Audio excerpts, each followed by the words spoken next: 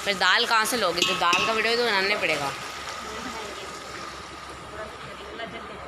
Everyone, good morning. कैसे हो आप सब? मोनिका देसी व्लॉग में आपका वेलकम करती हूँ और उम्मीद करती हूँ कि आप लोग अच्छे होंगे।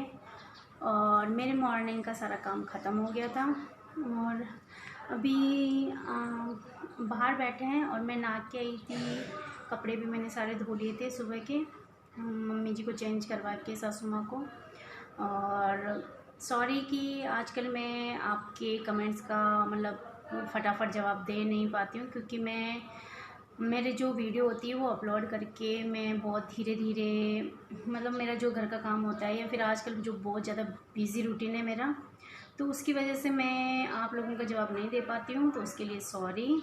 और आप लोगों को अगर मेरा विलेज व्लॉग, जो गांव का जो व्लॉग बनाती हूँ मैं, वो अच्छा लगता है तो प्लीज़ लाइक ज़रूर कर दीजिए और कमेंट करके ज़रूर बताइए कि आपको किस तरह का व्लॉग चाहिए। और चलिए बाहर बैठते हैं थोड़ी देर, क्योंकि कोई ना कोई आने वाला है सासू माँ के पास। अभी तो ननद बैठी है मेरी और मामी सासू भी बैठे हुए हैं, क्योंकि मैं जो और काम था मेरा घर का, जो सारा काम करके आई थी आके, अब ये जस्ट फ्री होके और रेडी होके अब मैं बाहर जा रही हूँ, क्योंकि कोई ना कोई आने वाला है इसलिए।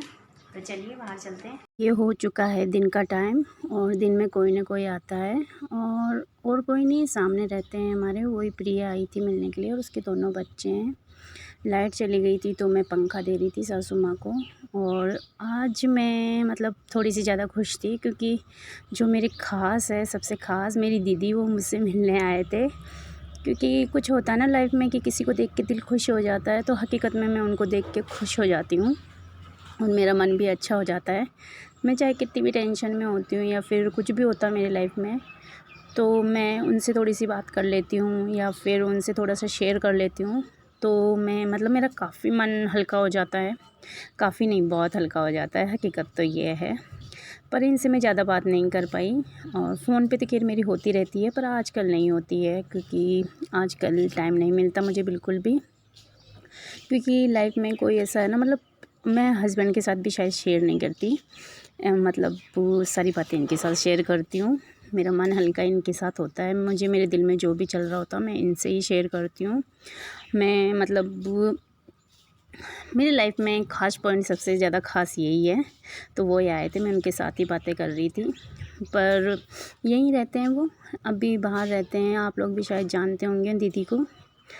और ये हो गया है शाम का टाइम, और शाम के टाइम में खाने में ज़्यादा कुछ ख़ास नहीं बना रही हूँ, दाल बाटी बना रही हूँ, क्योंकि बहुत लोग आए थे आज और भी, तो सबके लिए मैं दाल बाटी ही बना रही हूँ। क्योंकि हमारे गाँव, मतलब हमारे घर में ऐसा होता है कि जब सब इकट्ठे हो जाते हैं तो सबसे पहला काम यही होता है कि दाल बाटी बना दूँ, क्योंकि कोई भूखा नहीं जाता है, कोई भी मेहमान आता है।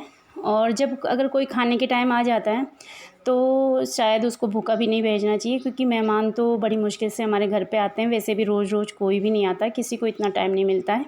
ये तो अभी क्या है कि परेशानी का टाइम है, इसलिए मिलने आ रहे हैं। बाकी कौन आता है, किसी के पास इतना टाइम नहीं होता है कि वो मतलब आगे होकर मिलने आए।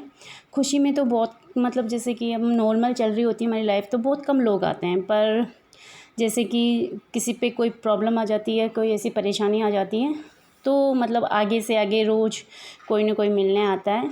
और ये है मेरी मामी सासू की मतलब बेटी की बेटी, जो कि ये भी मतलब इनको पता चल गया था कि मतलब ऐसे ऐसे हमारे नानी जी जल गए हैं, तो वो भी मिलने आए थे।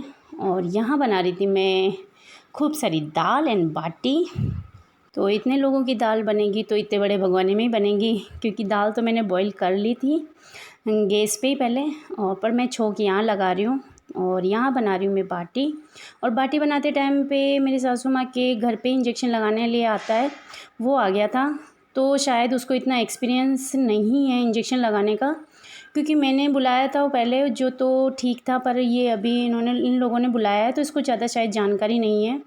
तो वो जैसे ही इंजेक्शन लगा के गया, मतलब शाम की शायद 5 साढ़े 5 हो रही है, तो मेरी सासू माँ के हाथ से खूब सारा ब्लड निकलने लग गया और समझ में ही नहीं आया हम लोगों के कि अब क्या करें। उसको वापस फ़ोन भी हम लोगों ने खूब किया, पर वो नहीं आया वापस। बड़ी मुश्किल से उनके हाथ से हमने सीरीज निकाली, सीरीज निकाल के और फिर उनका थोड़ी देर, और हाथ पूरा काला पड़ गया था उनका, तो बीच में मतलब मैं शायद पूरा शेयर नहीं कर पाई, बाटी एंड तक बनी थी, उतना मतलब मुझे ध्यान रहा नहीं, सिर्फ मैं बाटी डाल के ही चली गई थी उधर।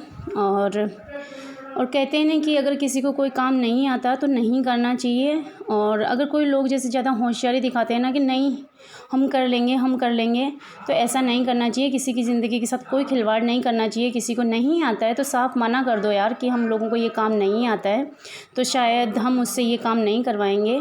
तो ये आया था, इसको मॉर्निंग में तो इसने ठीक लगाई थी, पर इसने क्या किया, जो हमारे हॉस्पिटल में से जो सीरीज आती है उसको तो इसने निकाल दिया था, और इसने दूसरी सीरीज़ एडजस्ट करके गया था ये। तो उस सीरीज़ में क्या हुआ, इंजेक्शन जा नहीं रख पा रहा था और इसने ज़बरदस्ती लगा दिया, तो इनके हाथ से खूब सारा खून निकलना स्टार्ट हो गया। मतलब हम लोगों को बहुत ज़्यादा समस्या हो गई। थोड़ी देर मतलब हम लोग खाना पीना सब भूल के थोड़ी देर ऐसा लगा कि क्या हो गया मतलब इनके साथ में। और इन भैया को हमने वापस कॉल भी करवाई थी, पर ये वापस नहीं आए। फिर हमने जैसे तैसे इनका ट्रीटमेंट देख के किया, और अभी काफ़ी ठीक है। मतलब 1-2 घंटे बाद में नॉर्मल हो गए थे। इनको दवाई ववाई मैंने दे दी थी और सुला दिया था, पर ब्लड हकीकत में बहुत ज़्यादा निकल गया था। इसलिए कहते हैं कि अगर नहीं आता काम तो नहीं करना चाहिए।